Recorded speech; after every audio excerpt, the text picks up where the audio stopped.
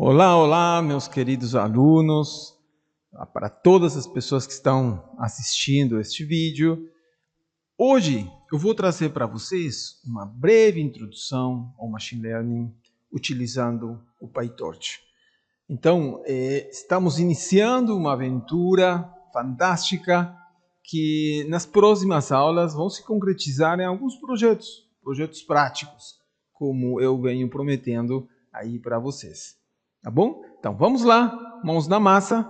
Lembrando que nós não queremos realizar aqui um estudo aprofundado, os detalhes sobre o Machine Learning ou sobre o PyTorch. Senão, apresentar de forma introdutória e superficial essas características e como nós já podemos começar a utilizar esta ferramenta. Então, vamos lá?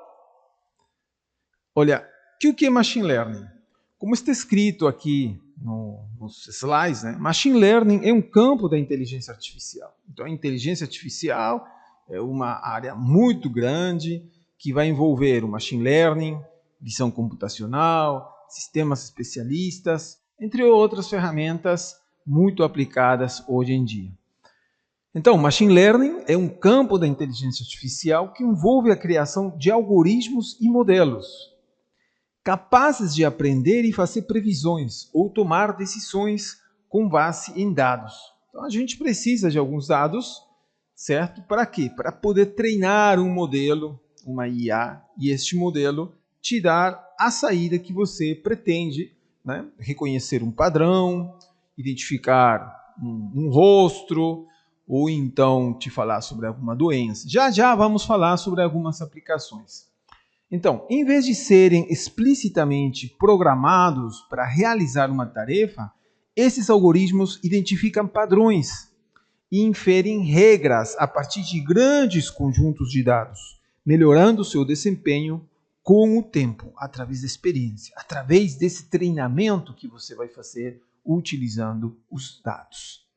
Então, quais são as aplicações que nós encontramos comumente? A cada dia aparecem inúmeras aplicações, e eu vou citar algumas. Assistentes virtuais, diagnóstico médico, reconhecimento de alguns padrões, detecção de fraudes, manutenção preditiva. Então, o Machine Learning não só está entrando na área de saúde, na área de segurança, na área industrial, ou em qualquer outro dispositivo que, inclusive, podemos ter na nossa casa. Então, está entrando em todas as áreas. E quais são? Vamos dar uma olhada aqui em alguns conceitos antes de poder entrar ao código. Nós precisamos entender algumas coisas em função ao conceito de Machine Learning já passado. O que são conjuntos de dados ou os chamados datasets? São coleções de dados usados para treinar e testar modelos de Machine Learning. Eles são divididos em conjuntos de treinamento, validação e teste para avaliar a precisão e a capacidade de generalização do modelo. Isto é, pessoal, se por exemplo eu estou treinando vamos dizer assim, uma IA para poder saber se é cachorro, a figura é a figura de um cachorro ou é a figura de um gato. Eu preciso colocar inúmeras fotos de cachorro em diferentes posições, em tamanhos diferentes, em iluminações diferentes, e do gato também. Então, esta IA, com esses dados, certo? Ele vai fazer um treinamento. Agora, os dados geralmente são divididos em dados de treinamento, em dados de validação e em dados de teste. Certo? Sendo geralmente o aconselhável aqui para todos os desenvolvedores 80% dos dados para treinamento.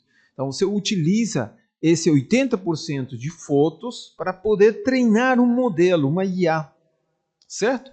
10% para você validar e 10% para você realizar um teste. Não se preocupe se esse tipo de conceito não ficou claro agora, mas com o decorrer dos exemplos práticos, etc., a gente vai conseguir entender. E os modelos, pessoal? que são os modelos? Essa IA que eu falo é um modelo, é uma estrutura. É como quem diz, é um quarto, é uma casa que tem tantos dormitórios, tantos banheiros, certo? Salas, tem uma churrasqueira, tem piscina, não tem tantas vagas para carro, enfim.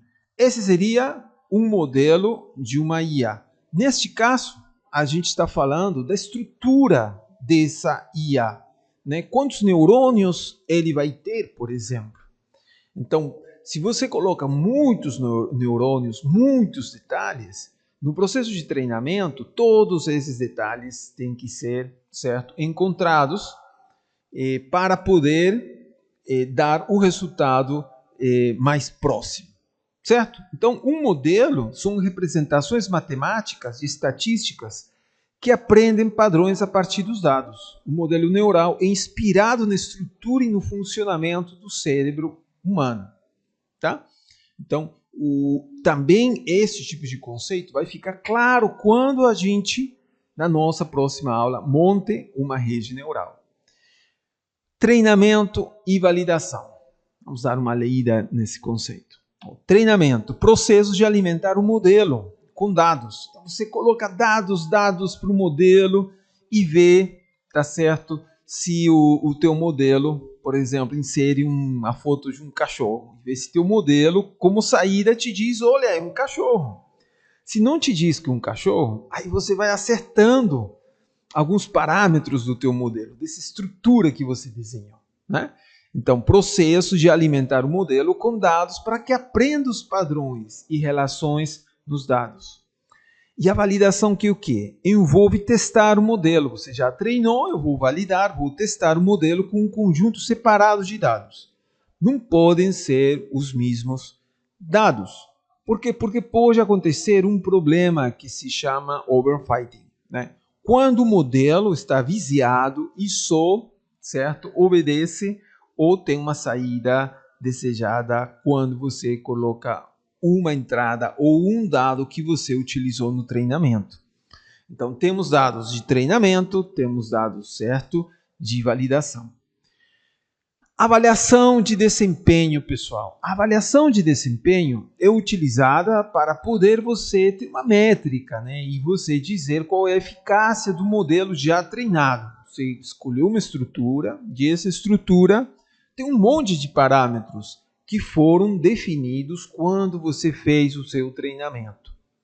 Então, quais são essas métricas que nós utilizamos para avaliar este modelo?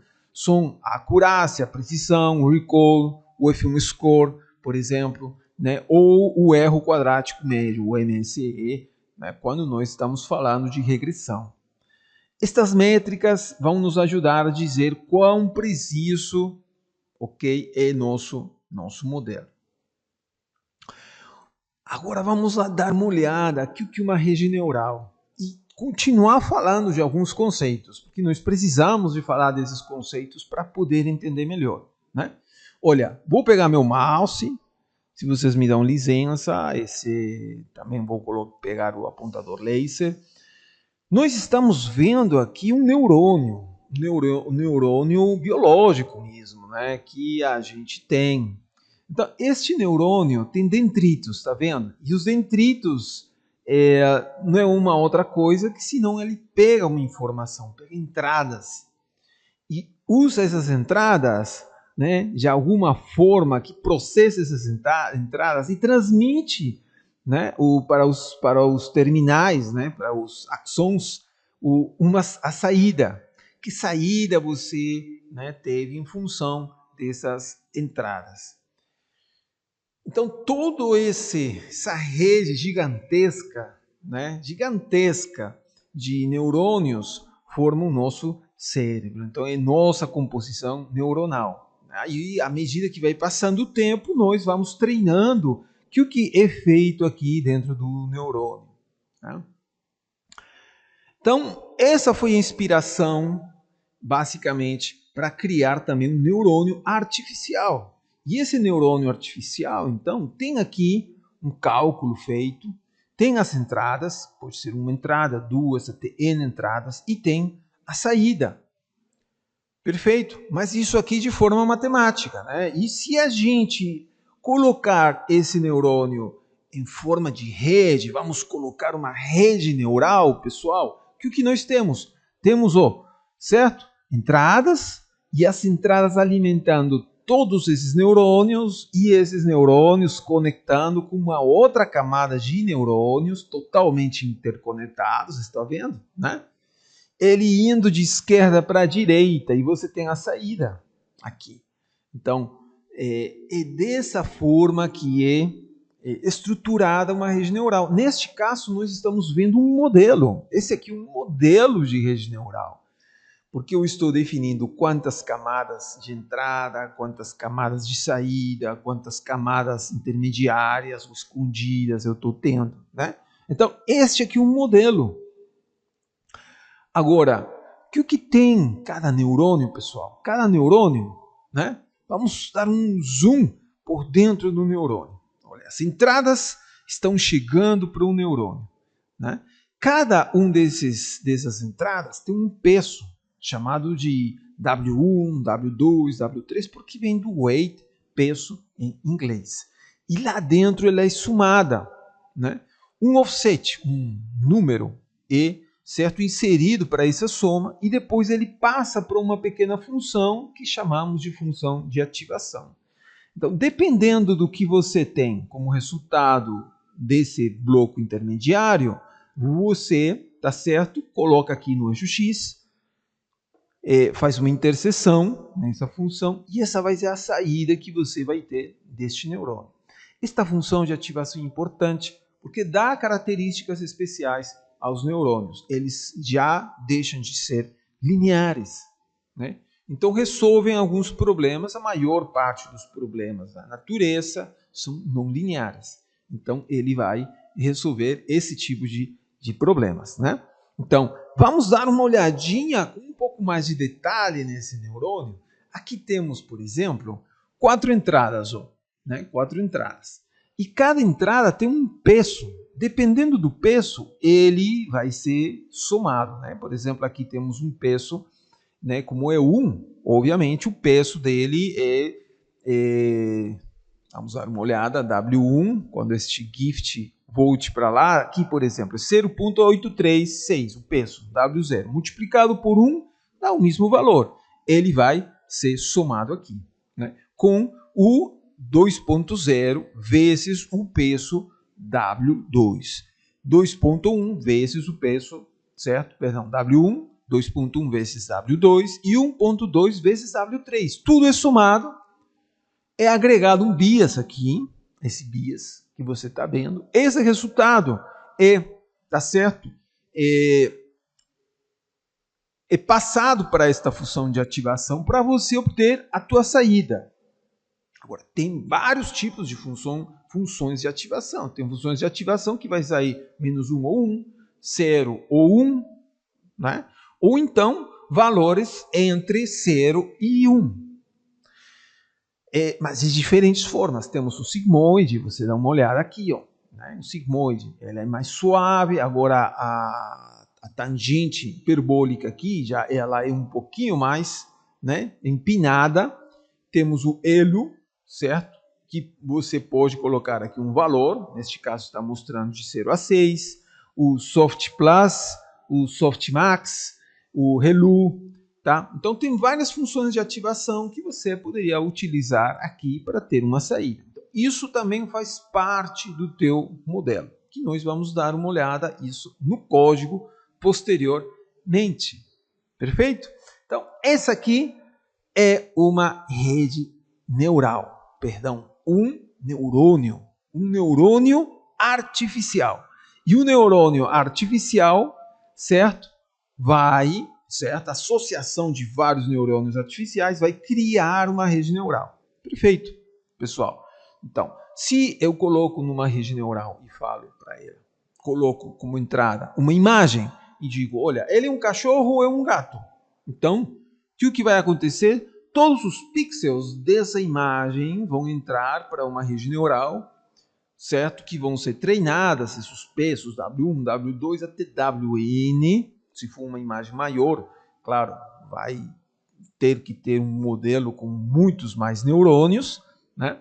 E no final, certo? Essa saída vai te dizer, ó, é cachorro? Pá, beleza. Não, é um gato. Então, ok, é um gato.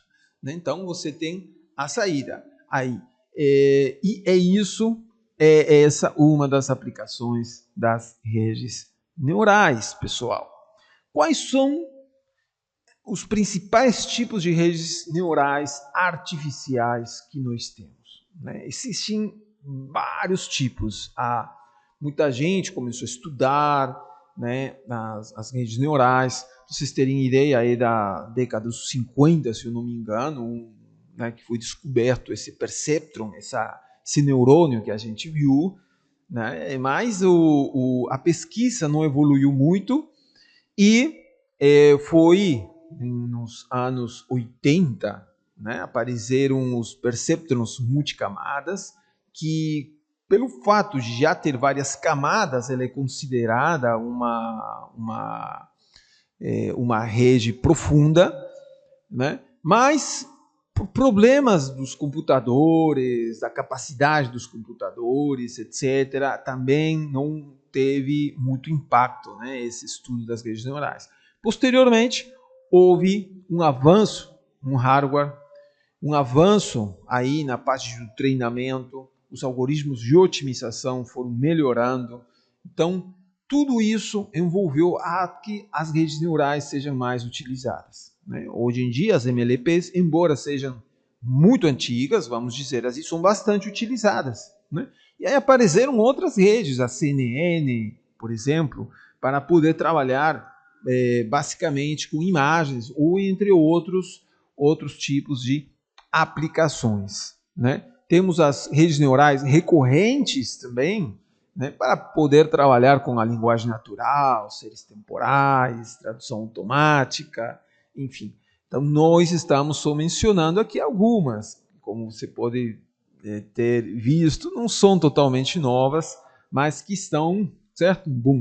Sendo bastante utilizadas hoje em dia. E aqui neste curso nós vamos trabalhar com MLPs e com CNN. Na próxima aula vamos a colocar um exemplo de MLPs e na seguinte uma de CNN, explicando linha a linha, né, os códigos, etc. Então, e o que o PyTorch, pessoal? Olha, o PyTorch foi criado no 2016 pela Facebook, né, pela comunidade de inteligência artificial do Facebook. E foi ganhando sua importância, foi ganhando bastantes usuários, enfim, se tornou uma comunidade muito grande. Então, o PyTorch é uma biblioteca, né, que ela tem funções, tem ferramentas muito grandes para poder trabalhar com o aprendizado de máquina. Então, há uma comunidade grande, como mencionei, vibrante. Aí estamos passando pytorch.org, que você vai ter bastantes informações sobre o PyTorch. Ele foi escrito em Python e integrado a bibliotecas Pythons populares, certo? Então, neste curso, nós vamos usar o PyTorch. É bem suportado pelas principais plataformas de nuvem. Então, servidores, etc., às vezes conseguem, muitas vezes, na verdade, conseguem rodar, certo, tuas aplicações em PyTorch. E os tensores são tipos de dados, né, básicos, os dados centrais dentro do PyTorch. Então, tudo que você for utilizar tem que transformar em tensores, né? Eles são semelhantes a vetores, arrays multidimensionais, né, matrizes e essas coisas. Então, pessoal, existem outras ferramentas, tá, para trabalhar com aprendizagem de máquinas, mas neste curso nós escolhemos o PyTorch, tá bom? Vamos lá? Como você vai instalar o PyTorch, pessoal? Nós recomendamos utilizar o Visual Code. Eu não vou entrar em detalhe aqui, mas vou passar algumas dicas para vocês fazerem a instalação. Uma vez que você instalou o Visual Code, que nós já mencionamos em outra aula, você pode criar um ambiente virtual. Então, com esse comando, neste caso é My Environment One, né? Aqui, ó, My Environment One, que seria esse teu ambiente virtual. Então, Então, você pode instalar nele o PyTorch, sendo que na base não necessariamente vai estar instalado, né? Ou pode instalar fazer outro ambiente virtual e instalar outras versões ou outras bibliotecas, tá bom? Então, para você ativar, como você vai ter vários ambientes virtuais, você pode habilitar aqui esse teu ambiente virtual com este comando, tá? Aí, uma vez dentro desse ambiente virtual, você, certo, vai fazer o quê? Vai instalar o Torch, tá? Junto com o Torch Vision e o Torch Audio. Configuração, você vai abrir o Visual Studio Code para usar o ambiente virtual. Então, quando você cria um arquivo novo, etc., você, né, normalmente ele te pede qual que é o interpretador. Se você abre um arquivo, tal, você vai escrever Ctrl+Shift+P para você escolher o interpretador. Aí você vai escolher o interpretador que esteja, certo, no teu ambiente virtual. Algo assim como isso, My Environment, certo, Vim Python, ou, neste caso meu, My Environment 1, Script Python. Aí ele vai rodar. E uma vez você testado isso, você pode colocar o import torch print torch.version para você validar, né, tá certo? Qual é a versão do Torch, tá? E perceba, pessoal, quando você roda esse arquivo, que esse aqui é um arquivo, claro, em Python, né? Como eu escolhi meu ambiente environment 1, normalmente sai aqui, ó, essa parte amarela, certo?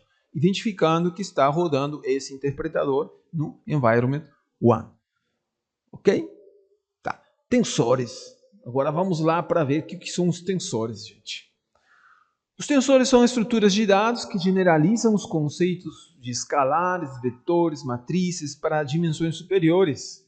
Eles são utilizados para representar dados em várias dimensões e são fundamentais em frameworks de machine learning ou bibliotecas como TensorFlow e PyTorch, tá certo? Ou Keras, por exemplo.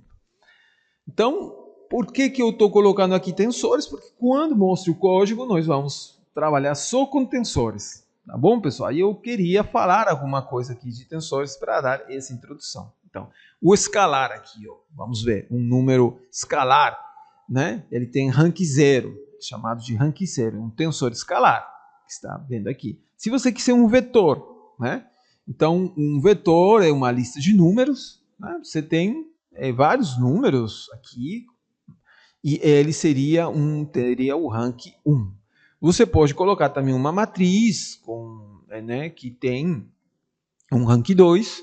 Então, uma matriz tem várias linhas e várias colunas, tá certo? E você pode ter tensores de outras dimensões. Aqui temos um tensor de, né, rank 4, pessoal. Olha só, tem cubos, então é como se fossem vários do rank 2 nesse aqui. Então, se fosse só esse cubo, seria rank 3. Mas como são vários cubos, já são rank 4. Né? Perfeito? Então, os tensores são utilizados para armazenar e manipular dados de entrada. Pesos, saídas, modelos, imagens, por exemplo. Né? Nós vamos transformar essa imagem, certo? Imagens em tensores. Para quê? Para que elas possam ser treinadas, validadas, e aí vai. Então, nós vamos dar uma olhadinha aqui em alguns exemplos de como que utilizamos os tensores, tá? Aqui, pessoal, passando o meu laser, você vê, primeira coisa que nós fazemos é importar o Torch, essa biblioteca do Torch. Depois nós vamos criar um tensor escalar. Aqui, ó, tensor escalar igual a Torch, que já está importado, ponto tensor set. Então, esse tensor, certo? Se eu imprimo ele, tá? Print tensor escalar, o que deve sair? O que você tem como resposta? Isso aqui, ó, tensor 7. É um tensor com um valor 7. E se eu digo, ó, imprimir tipo de sensor, tensor escalar.dtype, né? Que seria né, um atributo aqui desse tensor escalar, que o que ele é? Ele é um int 64, do tipo inteiros, tá certo? Tem 64 bits. E qual é o tamanho? O tamanho está em branco, então ele é um rank 0, tá certo? Não tem nada aqui no rank. Perfeito? Agora vamos ver de rank 1. Então, seria basicamente, né? E aí, pessoal, isso aqui é uma lista, é uma tupla, é um dicionário, que o que é? Na verdade, isso aqui termina sendo uma lista, né? Lembrando que tupla, plá de parênteses. Então, como ela está definida pelo corchete, é uma lista. E aqui nessa lista de tensor de 1D, nós temos 5 números. Tá? E se nós imprimimos todas as suas características, vamos ver, né? É um tensor e esse aqui é o valor. Também ela é tipo inteiro e é uma dimensão com 5 valores. Só tem uma dimensão aqui. Se a gente coloca uma de 2 dimensões, né? 1, 2, 3, 4, 5, 6, por exemplo, essa aqui seria uma e essa aqui seria outra, né? Temos várias listas, é uma lista, certo? Que contém 2 listas. Então, o que nós temos? Temos isso aqui, pessoal, né? O valor do tensor e ela tem, tá certo? 2 dimensões. 2 listas, cada uma de 3. Tá? E podemos criar tensores de outras dimensões, pessoal, né? De outras dimensões. Aqui, no caso, estamos criando um tensor de 3 dimensões. Ok, e aqui o que nós estamos vendo? Estamos vendo um tensor, tá ok? De uma outra dimensão, 4 por 4 por 4. Tá bom? Pessoal, então, eu não vou sair dessa aula sem antes pedir para vocês uma atividade. Qual vai ser essa atividade? Deixa eu voltar aqui, né? Para tirar minha caneta. Ok. Qual vai ser essa atividade? Vocês vão transformar uma imagem num tensor e explicar quais são as diferenças. Como se representa uma imagem, como se representa essa imagem em tensor. Tá certo? Então, como se representa essa imagem de forma normal, como imagem, etc. E como que um tensor. Vamos entender suas diferenças, suas características. Ok? Então, um forte abraço. Lembrem que na próxima aula nós vamos colocar ou estudar uma rede MLP. Tá bom? Até mais, espero que vocês tenham gostado. Se gostaram, se inscrevam no canal e dêem um like aí. Tá bom? Um forte abraço. Tchau, tchau. Tchau, tchau, gente.